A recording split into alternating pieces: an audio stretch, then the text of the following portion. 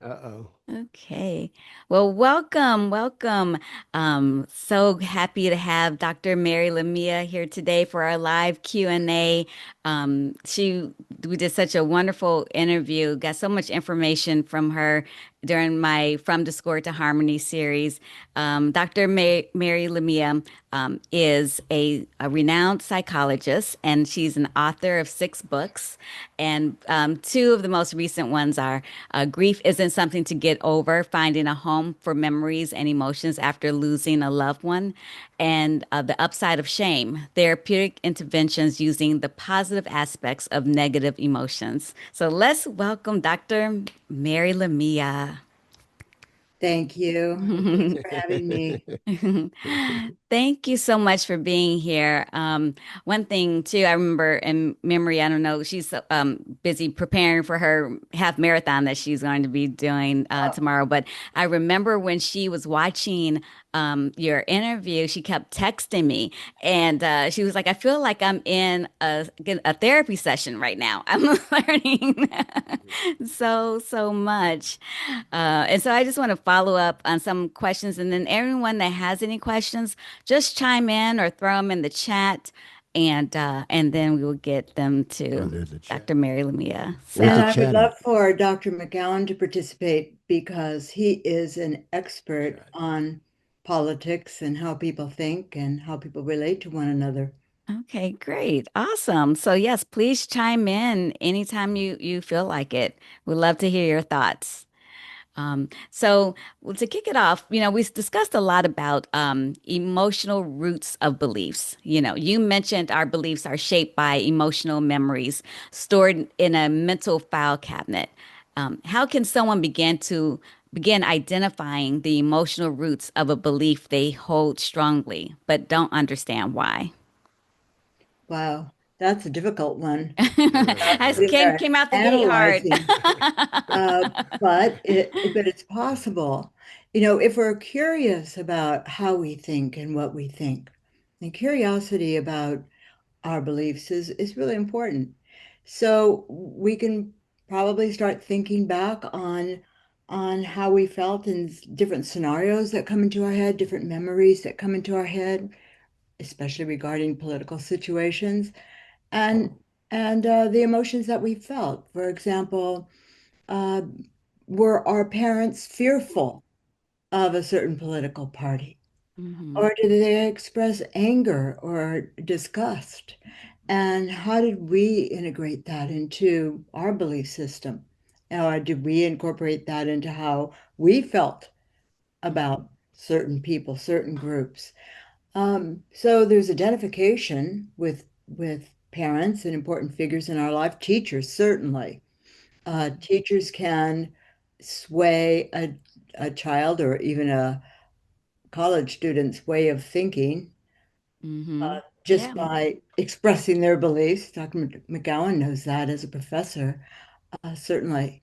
Um, but some emotions have they seem to have a greater valence than others, like disgust is really strong. That's real powerful. Anger, fear. Mm-hmm. Well, all of them are powerful. Shame is powerful. Distress is powerful. And Right. so Uh, if we look at the more positive emotions, now labeling emotions as positive or negative has nothing to do with their value. It simply distinguishes how they motivate us by the way they make us feel. Like a positive emotion, such as interest, can motivate us to pursue knowledge, or a negative emotion like fear can make us want to run. Hmm. So it's how they motivate us. It's not that they're good or bad. Right. Uh, and so, to have an interest in your own emotional life is very important. Why Mm-hmm. you feel the way you do, why some people disgust you, why some people excite you, Hmm. Yeah. what Oh, makes that work? and, right. And so, oh, look, Jerry's popped in too. Um, Dr. How do you say it? McCowan? You're muted. You're muted. You're muted. Yes, Dr. McCown. Okay. Okay. You have any thoughts on that as well? I think she's absolutely correct, Dr. Lamia. And we often do disagree a lot. Hmm. But I think she's shaking her head yes, and publicly, but we agree much more than disagree, and she's absolutely correct on that. And by the way, Dr. Lamia, I'm not here to randomly or to give you grief. I'm here to learn. And I'd actually forgotten about this, and I was just so pleased that I had signed up for this a while back, and I was just like, yeah, got me out of cutting the grass. And because it's always just such a great opportunity to be able to listen to you talk about something, just talk about wonderful things because you really are just, in my opinion, and I'm sorry, I'm just going to divulge for a second. You No. are the best clinician I've ever met, and I met Carl Rogers and hung around with him a few times. My professor was trained by him. And Dr. Lamia has as much empathy as Carl did. And that to me Oh, says a lot. Mhm. Okay. I Uh, fish Enough of bees out of the swimming pool. right. Enough of that. But I do agree that our political alliances and political feelings often come from our families early in life, and we often don't are not able to identify them. And so we bring those templates and drag them through. And Well, sometimes Mhm. yeah, that is so much the case. But I just wanted to get back to you saying, often we have publicly disagreed and debated, and it's always been delightful. Now, why Oh would yeah. it be delightful that somebody with his status would refute what I have to say, or that I would refute what he has to say? It's because if you think you can learn from somebody else, and we can learn from everybody, then we're so much more ahead of the game. And we can learn from everybody, even a small child we can learn from. mhm. And so when we have a rupture, especially regarding political beliefs, how do we understand one another? How do you step back and be interested and curious rather than combative? Right. And that's the biggest question, how do we operate in the world when there's a disagreement? And it doesn't have to be about political beliefs. It could be about anything. Where to store the Mhm. frying pan. I mean, if it's your partner. But it's important to stop and step away from your own beliefs and be curious about the other person and why they think the way they do. Right. And you mentioned curiosity in this one, and then also you were talking about disgust and shame. And I actually had two follow-up questions regarding both of those, or all three of those actually. So the role of curiosity, you emphasize curiosity um, as an antidote to judgment and division. What are some questions someone can keep in the back pocket to use when they feel triggered or emotionally charged in a disagreement? Um, Tell me more about what you're thinking, you might ask. So, say for instance, someone feels like And I just did Trump, it with you. Tell me more right, about right, what you're right. thinking. Like, so say for instance, I have the opinion that, say, I had the opinion that Trump is destroying our government system and not following kind of constitutional rules and so forth. Just And saying you saying that. yeah, no, I really believe that. But just say, just And but just that's and say let's say just I'm say a it's really strong not happening. Yes, let's right. say I'm a I'm a strong Republican, Trump. and I believe that. I'm a registered Republican, and I believe that. So yeah, I'm so intelligent. So, Yes. so I would have to ask you more about, tell me what you mean. What do you think he's So, for instance, destroying? we have certain, things in the Constitution, protections, equal rights, and that's part of in the, civil rights, and he's, walking things back that people worked so hard to get in place. But if I'm talking to someone that feels like that's a good thing to do that, how would I curious in the conversation be curious about their position, like why do they feel like walking civil rights back is a good thing? And so that's what you would ask. Hmm. Right. Tell me what you believe. I'm really interested in why you think walking civil rights back is a good thing. I want to understand that better and be sincere about it. I mean, you need to understand where somebody's coming from in order to change their beliefs. Mm-hmm. Mm-hmm. Well, Yeah. there's that word again, interest. You have to be Right. interested. You got to Right. give a fuck, you know. Yeah. Excuse my language, but Most people don't care about what somebody thinks if they think differently. It Mm-hmm. doesn't matter what it is. Like, you like onions? Ooh. Mm-hmm. that's so So true. it's the same kind of thing. We're so egocentric.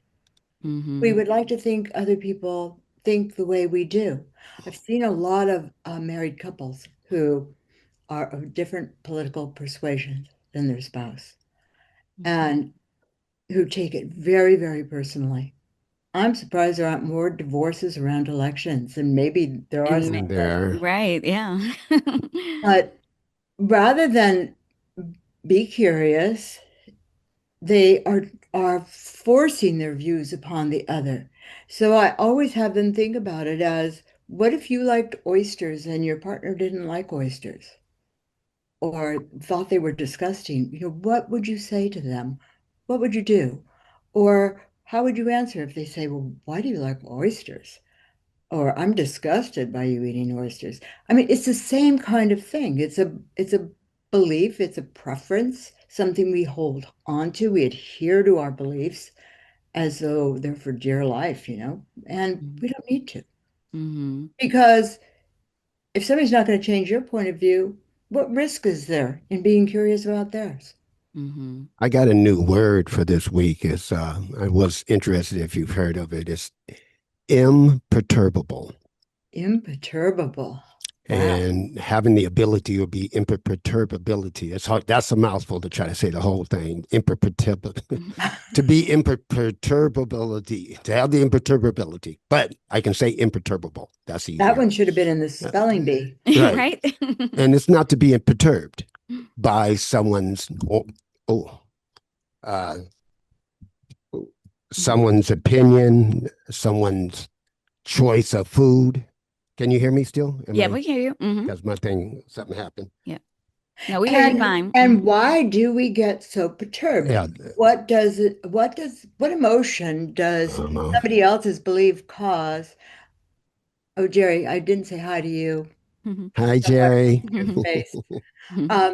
What emotion does somebody else's contrary belief activate in us that makes us so perturbed? And a big one is shame. Mm-hmm. Because it shames us as though, especially when we're being accused of having a belief that's antithetical to theirs or the best interest of the country or whatever it happens to be. Mm-hmm. Or there's shame, there's fear, and anger gets triggered.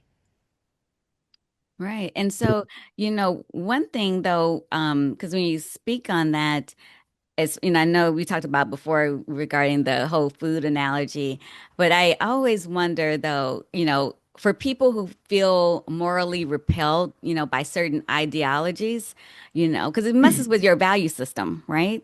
How can they work through that emotional block enough to still communicate to, human to human? When we're repelled, what emotion comes up? Disgust. Disgust makes you want to get away. Mm-hmm. It doesn't make Perturbed. yeah, there you go. And so, I mean, if spoiled milk disgusts you, you're not Ugh. going to sit there and sniff it Right.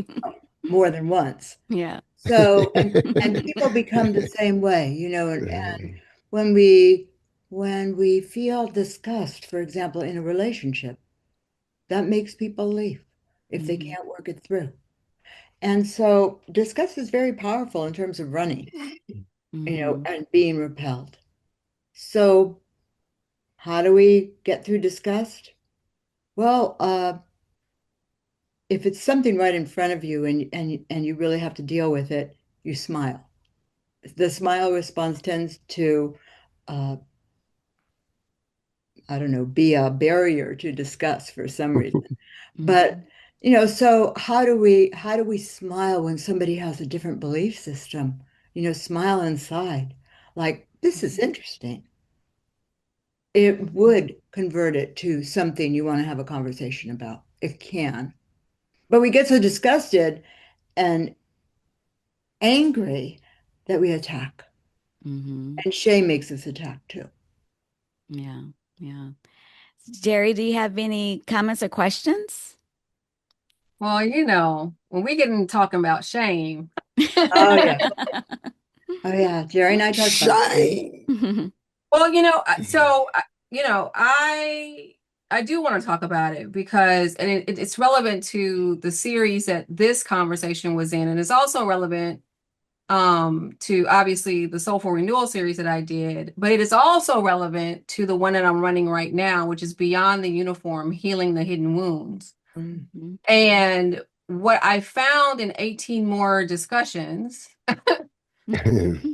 was that, there is this level of shame and this level of disgust and this level of um not being able to get past a belief system about military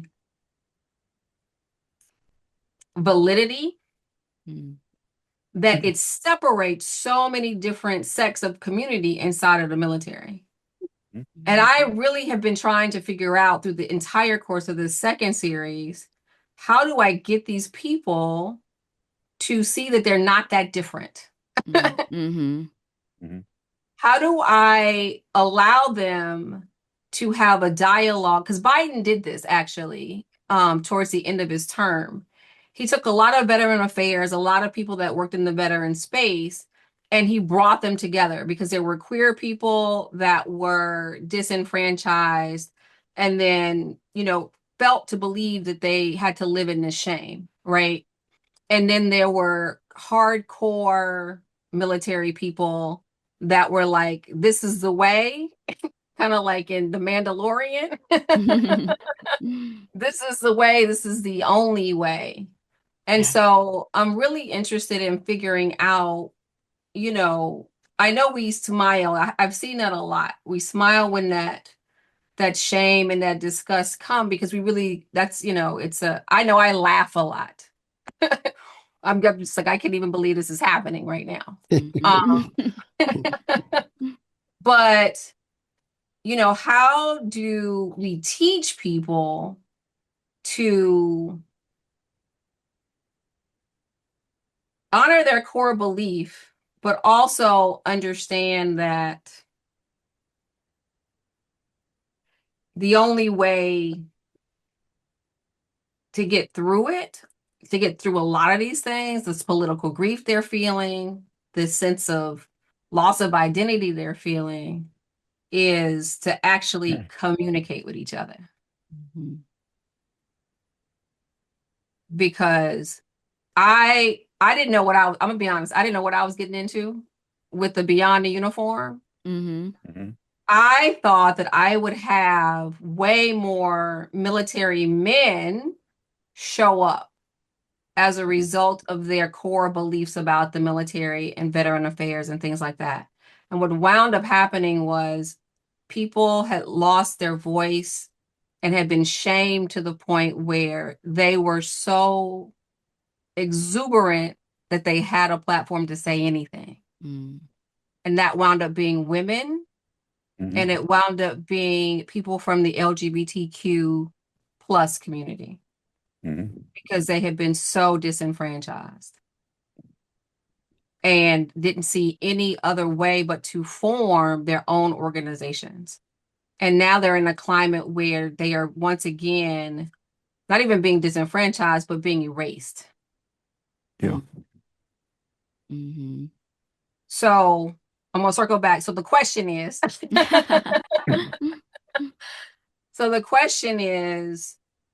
on a very basic level, in terms of like, I mean, as you know, Dr. Mary, I write these things on Monday to kind of bridge the gap and support people where they are.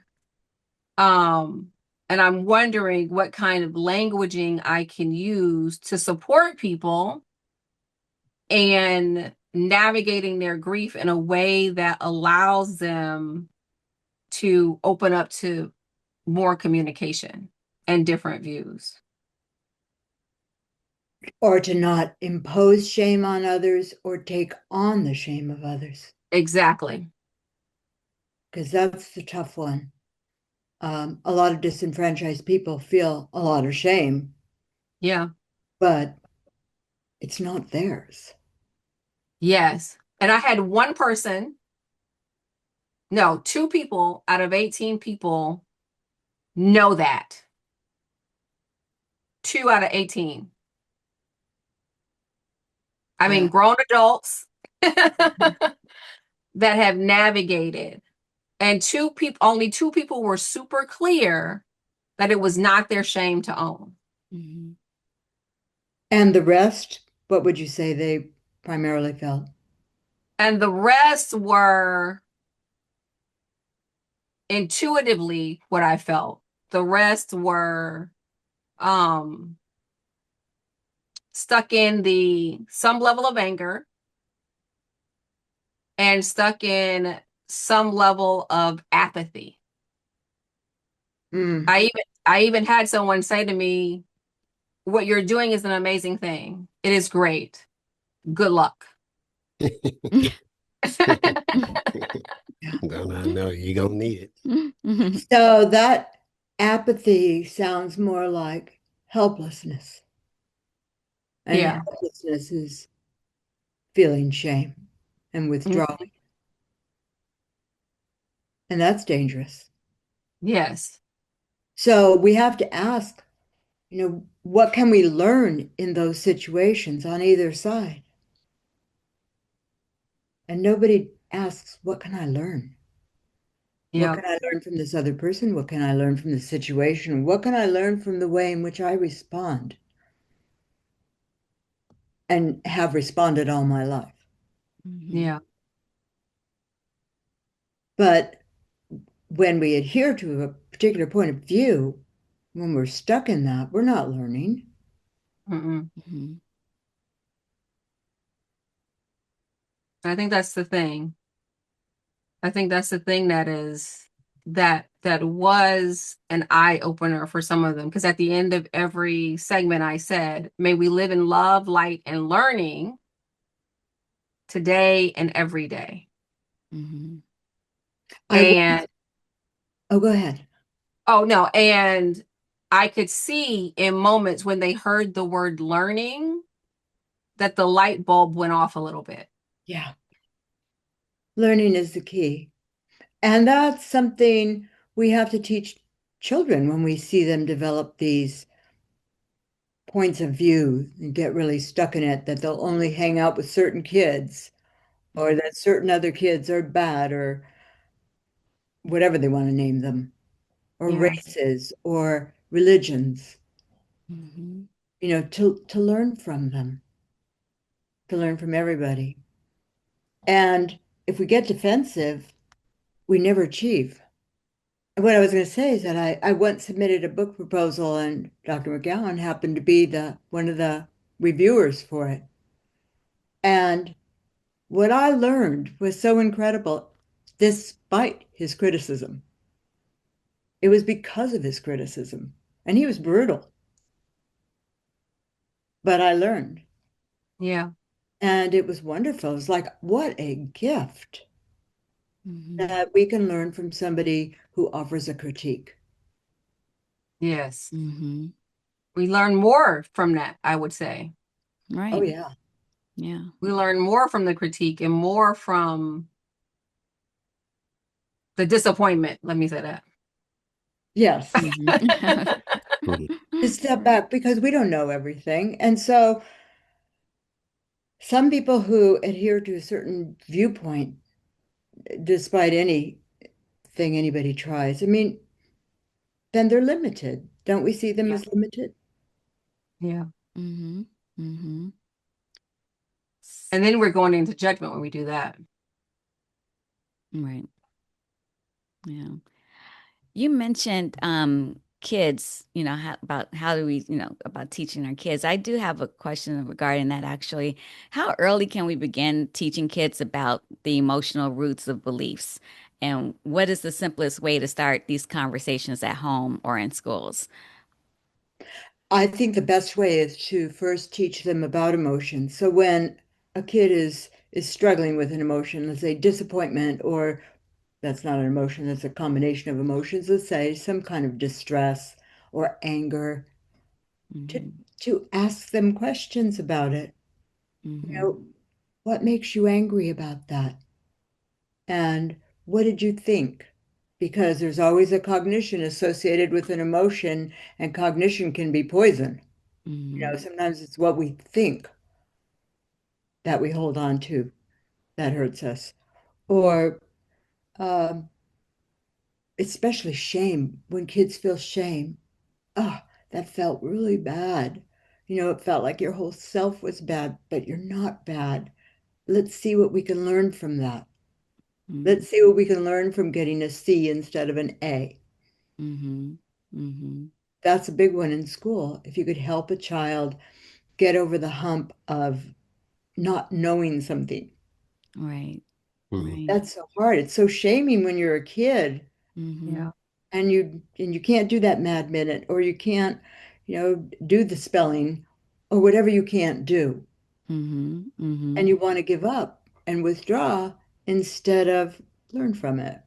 So it's learning about emotions and not to be afraid of them and to just explore them a bit Yeah. rather than, okay, let it go and the next day it's over.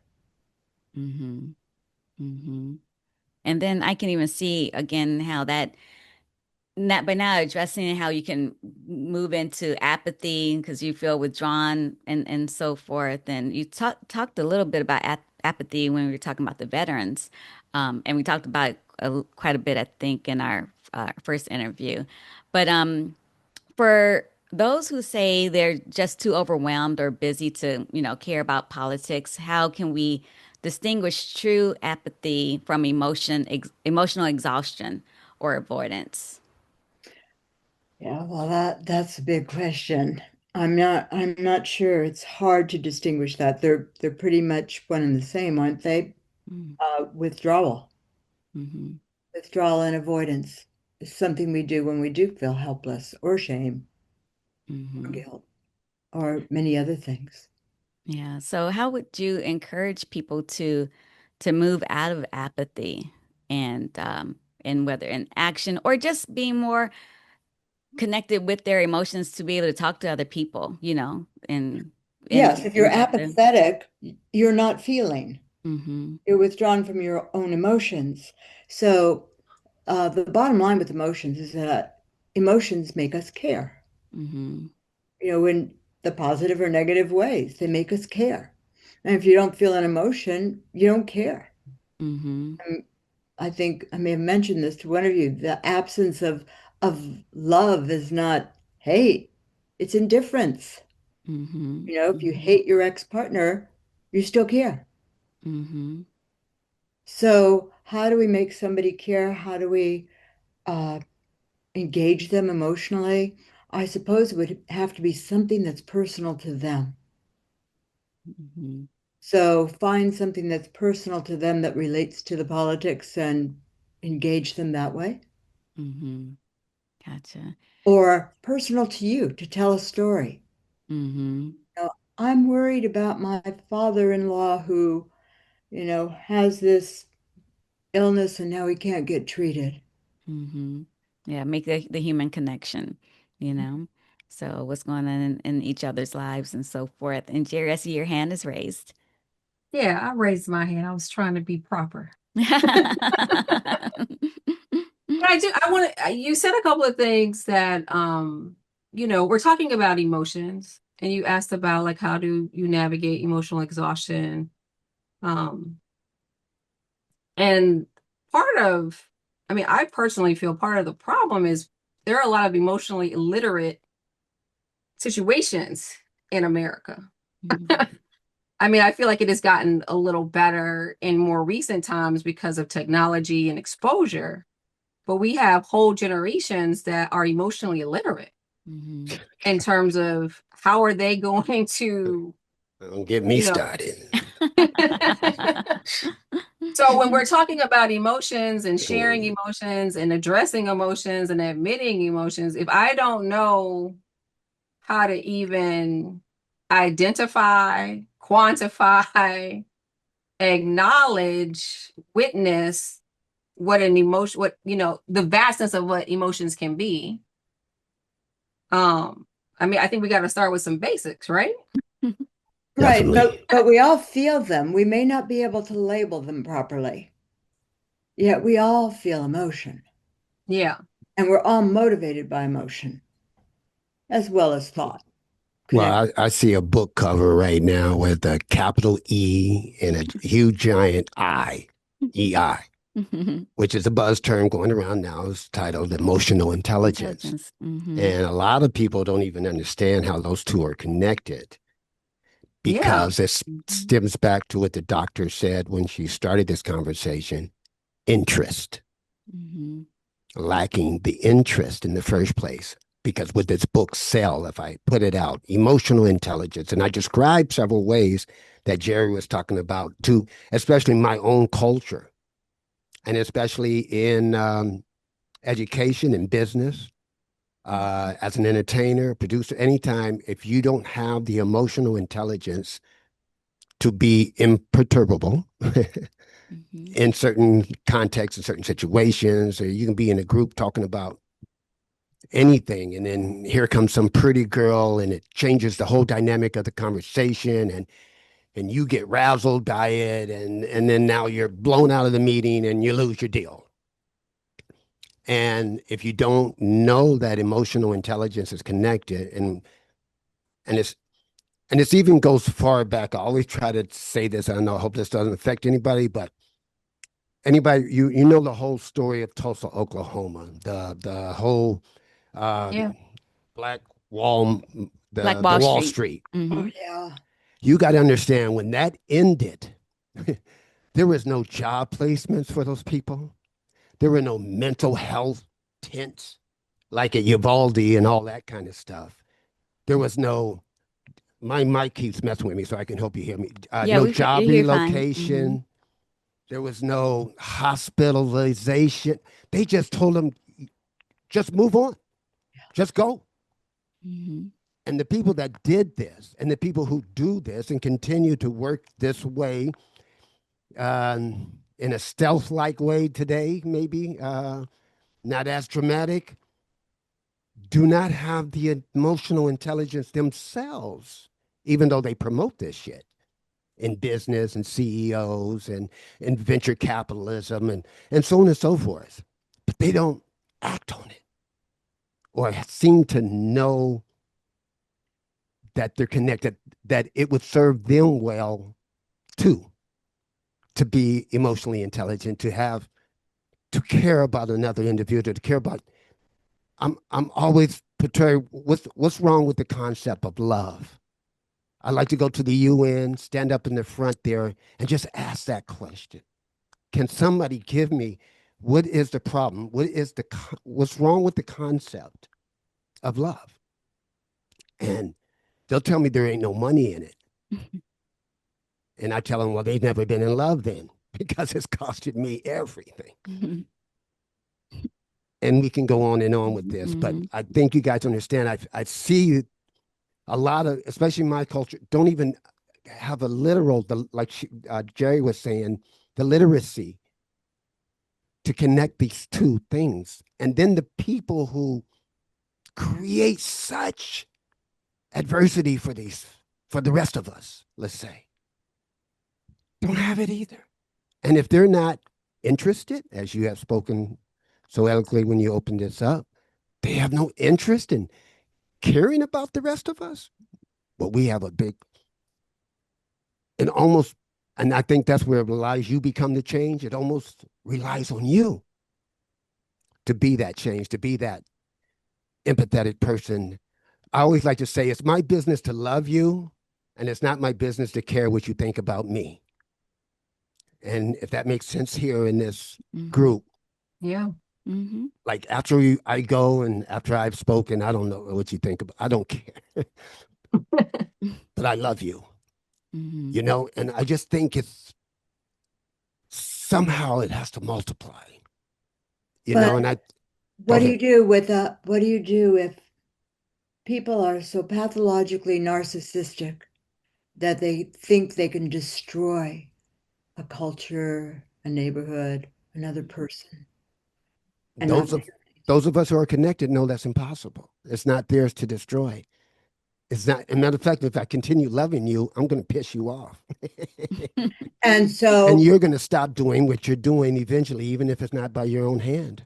being connected with others is really powerful in terms of defeating that. Mm-hmm. And being connected with something bigger than all of us is also very powerful.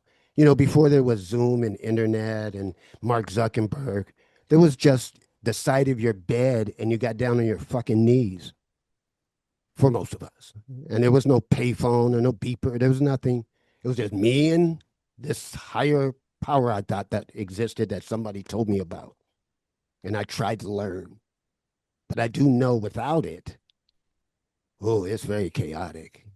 And you can't have the love you want to have for people who don't have it for you. But if you can do that, and there is a thing called killing them with kindness, and Danita will tell you, she has witnessed me doing. I have done it. I just love them so much until they love themselves, Mm-hmm. and they get a little upset at me. But hey, Mm-hmm. now Well, you're okay. if you see what Daryl Davis did with Ku Klux Klan members Mm-hmm. Mm, and how Yes. he had them give up their robes just from knowing him, Yeah. they Yeah. empathized. He Mm-hmm. hmm got through, and that's how he got through with his curiosity and His interest. interest, yes. Yeah. Curiosity. That's the word. Mm-hmm. And also what you're saying too, really, be the change that you want to see, so how you're carrying yourself amongst the people even that you disagree with, Yeah. like, with loving them and not caring about what they think of you, you know. Hugging them anyway Mm-hmm. when And they know that's you with probably children don't want too. to. Mm-hmm. Oh, To be a good especially. be a good example, that's all you can be. Right. Well, that is profound because to me, one of the most moving pieces of scripture were when they tried to bait Jesus, when they said, "Hey, the Romans are making us, walk, a mile and carry their stuff," and he said, "Well, great, carry it 2 miles." Yeah. Basically, and B.F. Skinner, the behaviorist, said that's an amazing example of extinction because what you take away their power when you Yes. you tell them, hey, it doesn't bother me anymore, Mm-hmm. I and that's got you. what exactly, and it takes, I don't want to say a profound mind, but to look at it at a higher level than feeling resentment and hate for these people that impose their values on me. It's at the level of you've done this to me, but I'm gonna outsmart you by saying it doesn't matter anymore. So having a And sense of agency rather than being a victim. Yes. exactly. Exactly. That's Exactly. Yes. it. Having a sense of Sense of agency. agency. Yes. Exactly. Mm-hmm. Hire yourself. Mm-hmm. It doesn't Yes. matter to me what you do, and to do it Yes. with a smile, Right. and I don't care what your response is.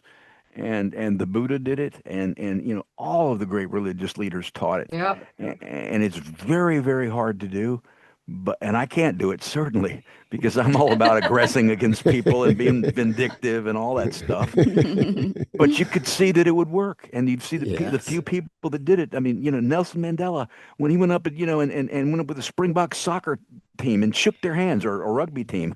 I mean, people thought he was going to go out there and create an incident, but he went out there and shook their hands. These racist guys that put him in prison for 26 years, 28 years in total, and he went up there and said, "We're all brothers. Let's rebuild this country." I mean, my goodness, where did that come from? I mean, I just have no conception of the amount of forgiveness that came from, Love. and so to tap into that. Or Dr. King when he said, I just, I won't go there with you, but I can see it. I can't imagine that humility and that's a higher place than I could ever be. Seriously. Yeah. But that's where we all have to go. I don't Right. have it, at least not in this lifetime. but I can Well, it's point to not other over people. yet, William. It's Right, and not. you It's can not, it's continue not to over yet. aspire. Yeah. Right, Thanks. Yeah, the exactly. potential for enlightenment still exists to this as we're in this moment now. Nothing can Hmm. touch us as long as we Right. stay here Hmm. now. And Yeah, the potential for enlightenment for you is just as great as any one of us on this thing. thanks. And And so, how Well, can we how do grow? I'm you, sorry, go ahead. Mhm. Dr. McCowan, how do you influence? I mean, you work at one of the universities in the poorest area of the Hmm. country. Hmm. Yeah. where's How do that? you influence people to be different than their parents or grandparents, or to get out of poverty, or have a different way of life, or to get the college education? I'm in northern Louisiana, and we have a life expectancy lower than in North Korea. And it's just and that's sad. That's for Caucasians and Black folk, and for everybody. So it's just a very poor area, and it's a generation of institutional just poverty, and aspirations for a lot of these kids are to go to Disney World, and that's it, or maybe to go two parishes over. And that's just kind of what they want to do. Where, when you're younger, you dream of a profession, and these kids dream of really nothing. 70% start college and don't make it. What you do is you start, telling them that it's okay to have dreams, and it's okay to have big dreams, and it's okay to fail the first few times. And if you fail once, it doesn't mean the end of everything. Gosh darn, I failed. I drove a truck when I got out of college. And I talk about the stories of other people that have failed, and I speak their language. If they're liberal, if they're trans, I can talk with them at that level. If they're conservative, I can talk with them according to their beliefs. And I'm not phony by any means. I come off and try to be as genuine as possible and not condemn them where they are, and not be self-righteous or whatever. And I realize that their lives are full of things that I can't understand, whether they're black or white or Latin origin or whatever. They've got stressors that to me are going to be amazing. When someone says, yeah, my dad's just getting out of prison. He had sex with my sister when he was, when I was 4. I've never gone through that. I can't imagine how that's influencing their dynamics with their faculty, with their fellow students. But I know that that's going to influence their study habits. And so when they say, "I'm sorry, I missed my exam because I was having flashbacks over this thing that my dad's going through," I have to take them at their word. I have to have faith that they can be better, and I try to give it to them that they can be better versions of themselves. And I don't know exactly what that means, but I take it on faith that they can do better. And I try to let them know that we don't judge them, and that they don't have to have the shame that they're carrying around. So And when they you hear, affirm their value. Say it again. You affirm their value. Hmm. well, I will say, Dr. Mary, that when you've talked to many of them, and I've had that from 40 of them, they've said, "Thank you. It's so great to have someone outside of our area tell us that we have value." And and that's remarkable, because a lot of them have the idea that really nobody other than, I hate to say it, but President Trump values them. And to have someone who is particularly for the women, someone that says, "Hey, she's someone I could be someday," it's really remarkable. That it just makes them feel that they have a capacity to move on in life and do good things. So part of it is identifying with somebody else. So if you're talking to somebody, I mean, those kids aside, but let's say you're speaking to a friend who has different belief system than you, and you run the risk of not being friends anymore because of it, then one thing that would help is to help them identify with you, or for you to identify with them in some way There, to yeah, and connect. there are plenty of people that I've done that with, and we would identify areas where we have common beliefs, and there are people, sadly, where I've had to limit aspects of my friendship with, because you talk about people being toxic. There are people that their beliefs have gotten to the point where they become toxic, Hmm. and we all know that, and we have to. One of your wonderful books was The White Knight Syndrome. We all want to come in there on a personal level and save people that we saw that were normal until they had really aberrant political or or religious or cultural beliefs, particularly if they were very effective, caring people. Maybe that's not our calling. And we have to let them know that we respect them and care for them. But sometimes we can't go to bat for some of their beliefs. I can give you plenty of examples. It's not the really place for it, but sometimes we have to draw a line for us and the people that we care about, and for our own well-being, and that is very difficult. I had a very, very, very good friend that I had to do that with, and he, because his beliefs got crazier and crazier and crazier over the years, and he was someone that did a lot for me earlier on, and and we only keep rare contact with each other now, and it's sad. He's a brilliant person, but he was just believed some weird stuff. I mean, just some really weird white supremacist stuff, which he didn't believe when we became friends. And I have no way of saving him. I'd love to, but I can't. And I mean, I really there's nothing I can do. And as superficial as I kept the contact, it would start to seep more and more and more, and it was tragic. So, and that would have happened with him, I think, in any part of the country. So, nothing I can do, and you try to point it out to him, and you just kind of, okay, we will still be friends, and when we can talk about other things, I'm still here. We can talk about cars or whatever, or welding or church organs or whatever our common interests are, but we can't discuss these things. So that's, we have our ground rules, and it's the best we can do.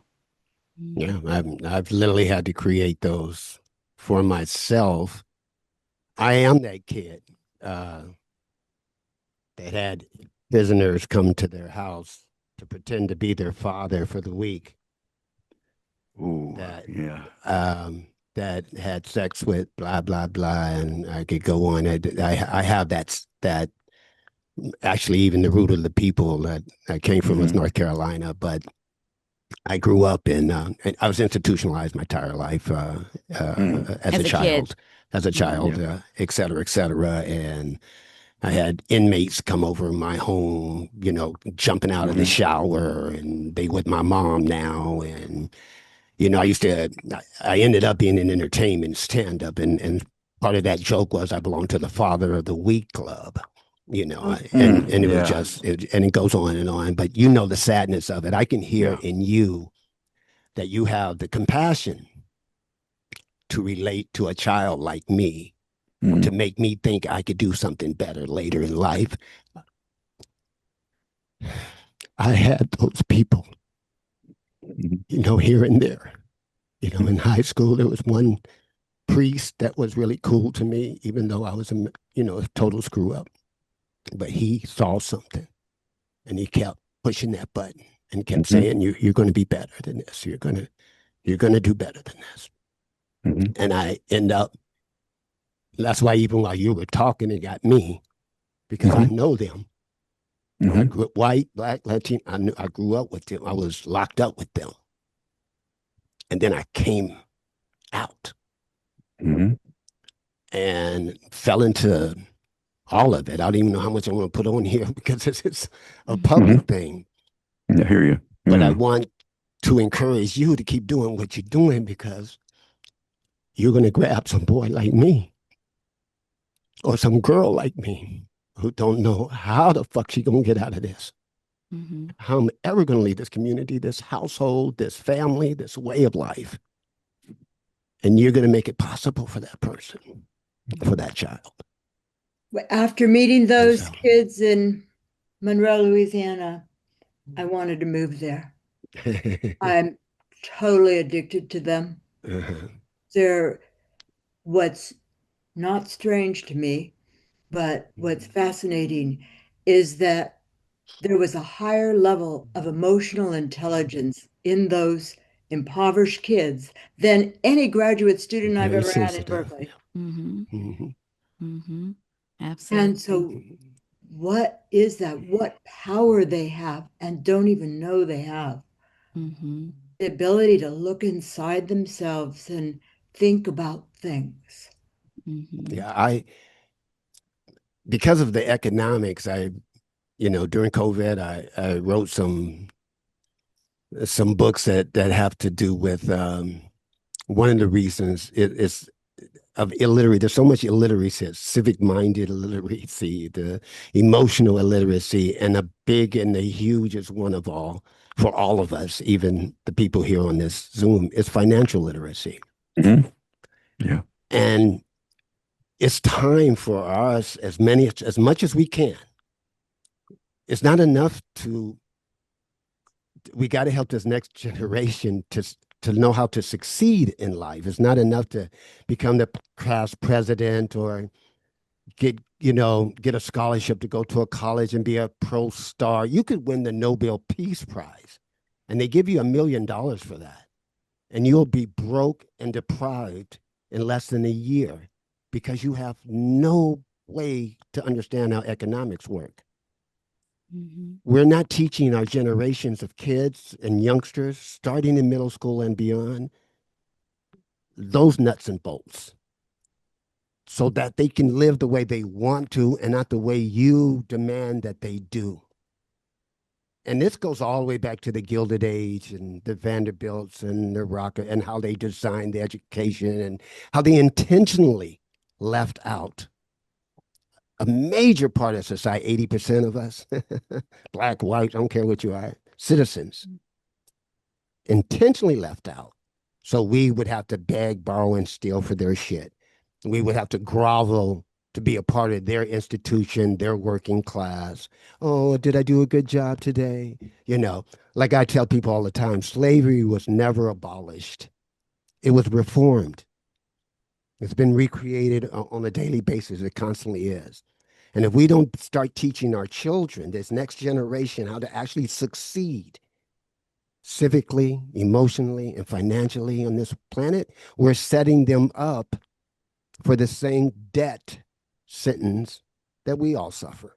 That's right. There's a lot of kinds of literacy out there that kids don't learn. Exactly. And it's hurting when they get to the 20s and the 30s, and we know better now. And fortunately, I do feel there are a lot like these kind of conversations going on now. I do feel that there are more people interested in providing that for the next generation.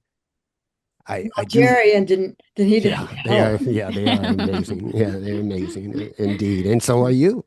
But even the simple things we do as parents. I mean, for example, I don't know when it was, maybe 20 years ago or so, somebody coined the term timeout and made it okay to do timeouts with kids.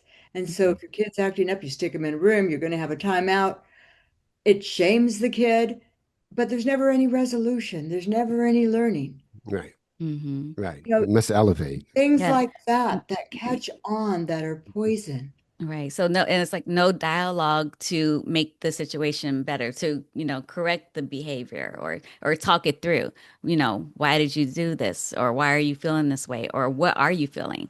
Identifying these things and so forth. Memory, I know you was busy with other things, but we're about to wrap up. Did you have anything that you wanted to ask or comment on? No, but I just wish I could talk with all of you forever. Yeah, of course. Did anyone have any other questions or anything? I was just going to say something. It's Dr. McCowan, right? Dr. McCowan, I really appreciate in what you shared earlier that a factor in what you do is faith, is having faith in the children. Because I think a lot of times, we get into the religion of things as opposed to the faith and the spirituality of things. And it makes a huge difference in a life, because I know that in my own life, to some degree, I could not have achieved or overcome or weathered a lot of things had there not been some level of faith that was instilled in me as a result of seeing someone else have faith. In me. Exactly. In me. Yeah. Yeah, I mean that's to me is the true miracle, is when you have faith in someone else, they will rise to the to that level. And I don't understand the process. Judas didn't make it, but the other 11 did. Right. And so in my therapy practice, I try to try to hit 1 out of 10 maybe. And in teaching, if I can get to 1 out of 20, that's good enough. But gosh darn, I mean, you set the expectations high and hope and pray but trust also. And that's but you keep trying. And that's really kind of for me what life's about. And I'm glad you all absolutely agree. And trauma makes it so hard for these folks, but we just gotta keep trying. And I appreciate that we have like minds here. And please don't keep quiet. Keep talking.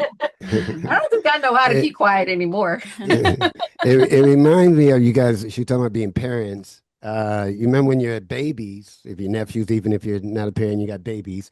But you ever see that baby hit that wall, just run into the wall, bam, and then how you react is how they react.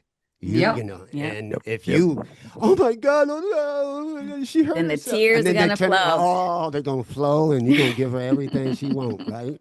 Or you can start laughing. He's like, that was fun. That was a good hit, And then they turn around and they laugh. And they laugh. Act like they didn't run into a wall. The trauma wasn't there no more because of how you saw it, how you reacted to it. A lot of times it aren't our actions that really matter. Is our reactions to things and to everyone that seems to matter. Yeah. So have patience, maybe too. Yeah. That would be Patience. nice. Patience is really is a virtue. It really is. It really is. It is. To Indeed. be patient with somebody who thinks differently, to be patient with somebody who continually fails. And with yourself. So you don't have to react that way. Yeah. Just let them be. Surrender to the process. Let them be. Love them as they are. Surrender to the moment. Yeah. And going back to what you were saying, Jerry, about what Dr. McCowan said, and because I really was relating to what you were saying about the children, and I started thinking about my own childhood and who poured into me, and it really does. It takes a village. It really, each person that, I'm a kid of the 70s and grew up in a neighborhood that a lot of people consider, really bad, undesirable, and so forth. But everyone that I encountered, and especially in my own family, really poured into me. You can be whatever you want to be. You're from the hood, but you're not of the hood. And those were the things that really, continue to lift me. So. And to not be your traumas. Exactly. Yes. We aren't our traumas, but nowadays people want to process their trauma and process it again and process it again in order to make it go away. It won't ever go away. You wonder why we don't get over shit. Go away. You guys, I know you guys know the Abraham Hicks and Esther and all them, right? Or you know of them anyway. Yes. But she always says, like, why we never can move and just keep going forward or onward and upwards. It's because we keep celebrating the past. We keep Memorial Day, 9/11, Martin Luther King. We keep fucking going back, and we just won't stay forward with each other and just accept each other as we are and keep growing and evolving in a wonderful way. But instead, we got to remember this tragedy we did, and how tragic of people we are and can be, Like we need constant reminders to see how fucked up we are, we don't. Well, that's the whole thing about what the understanding or misunderstanding about how grief shows up. Yeah. Right.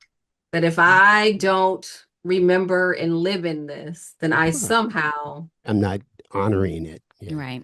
Or giving it the attention or acknowledgement it's necessary. Or even identifying the fact that you're grieving. Now maybe Dr. Mary Lamia can help us understand why this thing has been perpetuated so much that we have to stay in this sadness and this reverence for the trauma and the pain, as opposed to, allowing it to be what it is, knowing that it's going to be with us, but it can coexist with joy and full life. And that's what I mean by becoming your trauma, becoming your grief. Yeah, because I'm just like, so Rather many than people letting it teach, be. so many people teach that they can just, that it's, the way it's supposed to be is to be in this. Mm-hmm. And somehow to be in it gets you past it which it doesn't. It It just doesn't. Mm-hmm. digs it in. Doesn't. Mm-hmm. Yeah, it anchors it, right? Mhm. Yeah. If I could call them I mean, the I'm saying right, others, like I don't know, but if you want to call them the others, because there's always contrast to everything Mhm. we talk about and say, and you could call them the others if you want to, but it's control. It's just a matter. It's a control mechanism to now control that's a whole other society. conversation. Yeah, Mhm. but to control society, can put you over there and you over there. Why aren't all human rights good for all humans? See, no one can Mhm. explain this to me. Mhm. No one will ever dare. I ask it and I do it jokingly sometimes, but I'm serious as a heart attack. Somebody explain to me why aren't all human rights good for all humans? Who's divvying up the rights? And why do I need to fight for their rights and Mhm. those rights are fighting for those rights? It's control. They want control. They want you. Mhm. That They But sounds want like to. part two. wanting control has an emotion behind it too. It's That's usually right. It's Yeah, what, Yep. no fear? doubt about it. Fear. fear. Yeah. Mhm. Fear. Yeah. Mhm. The illusion of control is fear. Mhm. Right. Yeah. It's Yeah. kind of like you're trying to let all the animals out of the zoo at one time. That would be pretty scary. Right. That would be like, oh my. So, Memory put in the chat. Thank you, Dr. Mary, for sharing your wisdom with the world. We are all so very grateful. Yes, we are. We And are so very grateful for you, Dr. Mary. and I just want to thank you And again now for Dr. being here McCowan. and for everyone that showed up today. And if there's unless there's any other final question or No, I just anything. I Mhm. just have an announcement. Sure. I don't want to interrupt. I want to have an announcement. Hmm. Dr. Mary Lamia, your talk with me before was so universal that I am running it again today in the Oh, new series so Jerry, that do you want to people put can the link? learn. Do you want to put in the link so they can sign up to see it or join Oh, today? oh, yeah. Sure. I'll do that. Hmm. And it And was and great to meet both of you, Dr. I really love you. I saw her the first thing on the summit that Danita did, where I oh, become the VIP and all that. And so that's where I first saw you, and I enjoyed you then, and I'm enjoying oh, you now. Thank you so much. thank And you. Dr. McCowan, pleasure to see your face. I'm glad you got on the camera. Yeah. Oh, I'm You so remind me of glad one of he my acting joined. I coaches, my mean, theater coaches. Dr. Your face. McCown's my hero. He's It's beautiful. such a surprise to see you here. And please stay encouraged, sir. Stay encouraged. Thank you, Jerry, for putting that in the chat. And you people, I just learned this whole thing about being able to save the chat about a month ago. Those little three dots at the top, if you hit it and then hit save chat, then it is say at the bottom show and finder, and you can see where that chat will live on your computer. oh, that's great. Great. Hmm. Oh, and by the way, your episode is gonna wind up being up for the next until Tuesday. Oh, So great. So people, so sign up for Jerry's, and then you can see that and some other wonderful, impactful, very powerful interviews she had with these veterans. well, both of you are, Danita and Jerry, what you do is so impressive. Mhm. Thank Oh, you. Thank you so much. yeah, thank you. Yeah. So today is day 5, so it's the last official day. But then tomorrow, the encore will start to run for 48 hours. And then you can see all of them. It's some remarkable stories of, I have Tia Christopher, who was a military sexual assault or trauma survivor. Um, Hmm. but now is, she's one of the most outspoken people in that arena. And Bonnie Carroll, who founded TAPS, out in DC, as well as Elizabeth Field from the Elizabeth Dole Foundation. Wow. And where do people find you? I'm Googleable. WallStreetSmarts.com. Yeah, or you put Ewell Spencer I put it in Google. the chat. Well, do you do it's gonna a comedy thing? Do I do a comedy thing? Yeah. They'll run out of money before I run out of money. You have the wit for it. Yeah, he toured nationally for a long time. Yeah, Dave Chappelle actually used to open for him back in the day. So, wow. Yeah. So it's been a long ride. I'm going to have to look those up. No, like what a powerhouse team we had here today. I'm going to be on YouTube the rest of the night. Looking at him. So again, well, thank you for having me. So great. Yeah. And I'm going to stop the recording. Though, actually, before I do that, I just wanted to recap some of the things that we learned today. We talked about curiosity.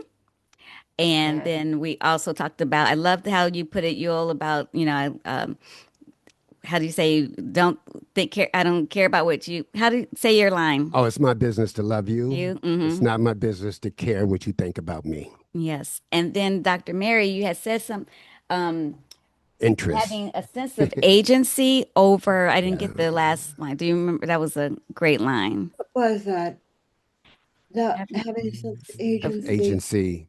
I remember that. I did it a few times. Be the agent. It was too dark to. I get it, and I did the transcript then, but I went to write it down. So okay, and thank you, Dr. McCowan. I'm so happy that you were here. So me too. I'm happy to have met you. Yeah, it was great. Great. Well, I'm gonna stop the recording, but just to say, everyone have a wonderful day, and thank you for being here. Thank you for having me. Do a salon. Yes.